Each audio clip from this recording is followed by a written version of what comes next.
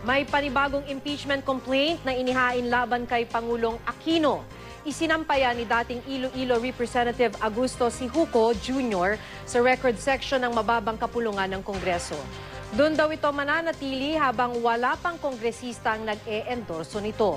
Sabi ni Sijuco, balak din ng grupong bayan na mag-file ng impeachment complaint pagkatapos ng SONA ni Pinoy. Tumanggi ang bayan na kumpirmahin ito. Sinabi rin ng grupo na hindi i-endorso ng Makabayan Bloc ang impeachment complaint na inihain noong Biyernes ng presidente ng Lawyers League for Better Philippines na si Attorney Oliver Lozano.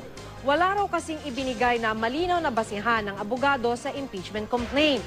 Muli namang nagsumite si Lozano ng reklamo sa Kamara at dinagdagan pa ang alegasyon laban kay Pinoy. Ipinagkibit balikat namang muli ng Malacanang ang impeachment complaint. Kumpiyansa raw sila na hindi matitinag ang mga kaalyado ng Pangulo sa Kamara.